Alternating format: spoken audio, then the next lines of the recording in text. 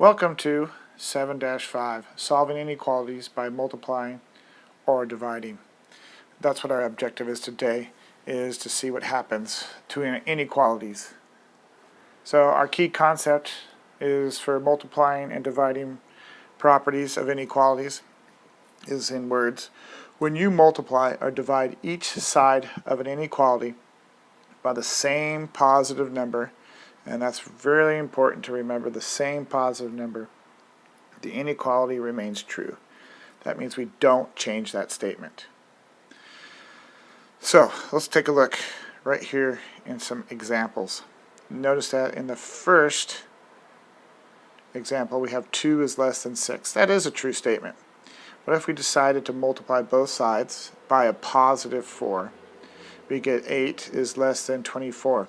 Let's review that statement. Is 8 less than 24? Yes, it's true. Let's try this again for the next example. 3 is greater than negative 9. It is true, positive numbers are greater than negative numbers. What happens if I divide both sides by a 3? And notice that they're both positive 3's, and I get 1 is greater than negative 3. Is that a true statement? Is 1 greater than negative 3? Yes, it is. So multiplying or dividing by a positive number keeps the inequality true. Alright, we see in this slide we got to solve, and something sometimes we forget is to check your solution. Let's just quickly review. We have a left side and a right side, just like we do in equations. This is a multiplication problem, so we need to isolate the x, and to get rid of the multiplication we're going to divide. Whatever I do on the left side I do on the right. And because I want to isolate the x, it's the 8 I want to get rid of, so I'm going to divide by just 8, and whatever I do on one side I do on the other. Now notice, what am I doing? I'm dividing both sides by a positive, so the sign remains the same. 8 divided by 8 cancels that and gives me an x. 40 divided by 8 gives me a 5. Just want to review the fact that we need to make sure our format's correct. Our format's going to help us in graphing, if we ever have to graph in our directions. And if you don't remember, it's the variable, the inequality, and then our answer. Yes, it does match that. Now I'm going to take this and check my solution. What I need to do is pick a number for x according to what I think the answer is. X is less than or equal to 5. I'm going to pick a number that's going to be fairly easy to work with when I plug it back into the original equation, the one that's given to us in the problem. Yes, I'm going to pick 0 because 0 is less than 5. So I'm going to go ahead and go to the original equation. Wherever there is an x, I place in 0. Alright, now I'm just going to go ahead and solve or simplify. 8 times 0 is 0. Is 0 less than 40? The answer is true. So I am pretty sure that x is less than or equal to 5 is the correct answer. Let's try this again. We're going to solve and check our solution. This time we are not dividing. We are going to multiply. I know I'm multiplying because in this problem d divided by 2 is greater than 7. So I have a division problem on the left side. So on the left side I'm going to multiply. And if you don't remember, there's a 1 right in front of here. And whenever we can, with fractions, we like to multiply with the reciprocal, because reciprocals cancel out and just give me 1. So that leaves me with d on this side. And whatever I do on one side, I do exactly the same on the other. I don't really need to put that fraction over 2 over 1. So 7 times 2 is 14. Very important to learn is that this side and this side, both of the numbers are positive, and my sign did not change or reverse in my answer. Is my format okay? Yep. I got the variable, inequality, and answer. Now it's time to check my solution. So I need to pick a d that is greater than 14. I'm going to pick 20 because I've noticed that it's divisible by 2. So when I plug it into the OG or the original equation, it'll be easy to work with. 20 divided by 2 is 10. 10 is greater than 7. That is a true statement. So I do believe my answer is correct as stands. Alright, another key concept. Once again, we're multiplying and dividing inequalities, but let's read it in words. When you multiply or divide each side of an inequality by the same negative number, notice that this time it's negative, the inequality symbol must be reversed, or some people say flipped. So whatever you're using to help you remember that. So let's look at our examples here. The first one here in example, I have a statement where 7 is greater than 1, which is true. I decided to multiply both sides by a negative number, in this case negative 2. It gave me negative 14 and negative 2. In order to keep the statement true, I had to reverse my sign. That's very important. Now let's look at the answer. Is negative 14 less than negative 2? Yes, it is. And remember, negative numbers, the ones that are closer to 0, are greater. So negative 2 is closer to 0 than negative 14. Looking at the next one, we have a negative 4 is less than 16. Yeah, that's true. Negative numbers are less than positive. I decided to divide both sides by a negative number, in this case a negative 4. I got a 1 is greater than negative 4. And the reason why that's a true statement is because I remember to reverse my inequality because I divided by both sides by a negative number. Alright, you can see on this page we have solve, and then we got to check our solution, and then we got a graph on the number line. Alright, what we have here is a division problem, so the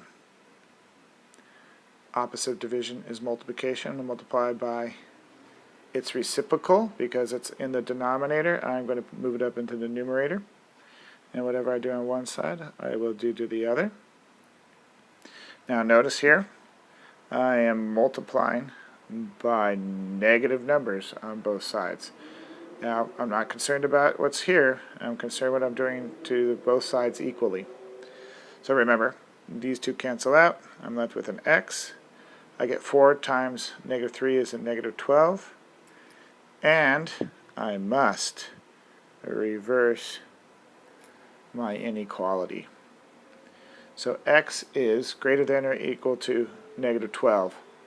So that means I'm going to check my solution, and what am I going to do? I'm going to pick a number for x that's greater than negative 12. I'm going to pick 0 because it's easy to work with.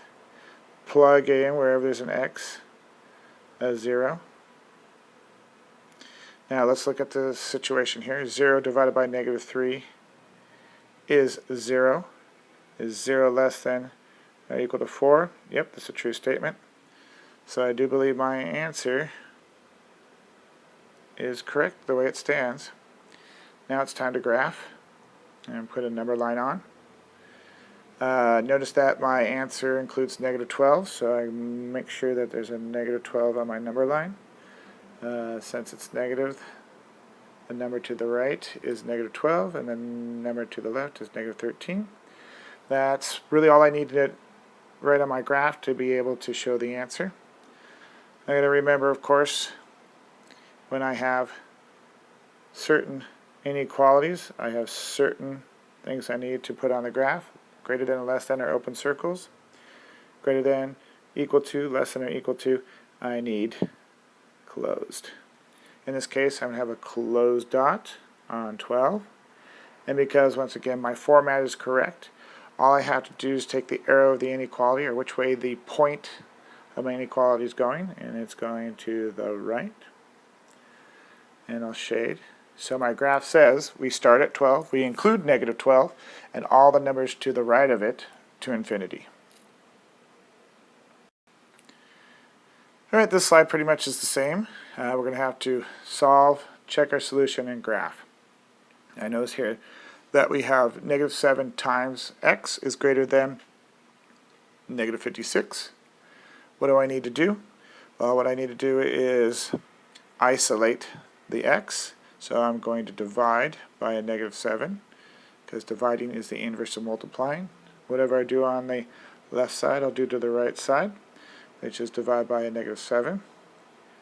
This, I must make sure, when I divide both sides by a negative, that I reverse my inequality sign, which I'm going to do right now. I'm going to go ahead and do my work. -7 divided by -7 is a positive 1, so I get 1x. A -56 divided by -7 gives me a positive 8. And my answer is x is less than 8. I need to check my solution. So I need to pick a number for x that is less than 8. I'm going to pick 0 because I think it's easy to work with. -7. Now the x is going to be changed into a 0. Now I'm going to go ahead and solve or simplify and get rid of, on the left side, my parentheses. 0 times any number is 0. Is 0 greater than a -56? Well, yes, 0 is greater than any negative number, so it's true. So I'm pretty confident my answer is correct as stands. I'm going to go ahead and graph. Since my solution includes 8, I'll put 8 right in the middle of the graph. Since it's positive to the left, I will put a 7, positive 7, and to the right, I'll put a positive 9. That's all I really need to graph. Remembering that my inequality, either if it's open or closed, since it's a less than, and there's no equal, I'm going to use an open circle on 8. Notice that the inequality is pointing to the left, so that's going to help me decide which way my arrow is going. I'm going to shade it.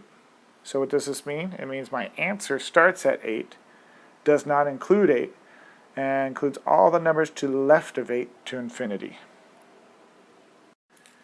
Alright, we got a word problem. All we have to do here, it says, is write an inequality. Ling earns $8 per hour in the summer working at the zoo. Which inequality can be used to find how many hours he must work in a week to earn at least $120? What we do know is, of course, that he earns $8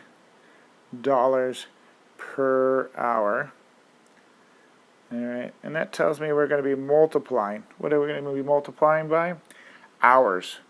I notice in the problem it doesn't tell us how many hours he works in a week, so I'm going to use a variable to represent the hours he is working in a week. We also do know that whatever he earns, alright, we don't know what he earns, must be greater than, but it also could be equal to 120, because he must earn at least 120. That means it could be equal to 120, but he's hoping to make more. Alright, let's write this inequality here. Well, we know that he earns for 1 hour 8 hours, or $8. If we were to multiply it by x, which is the number of hours, that'll tell us how much he makes in a week. And we want to compare that to 120, where our earnings must be greater than or equal to 8 times x. And that's the inequality. It does not say solve. That's all we have to do.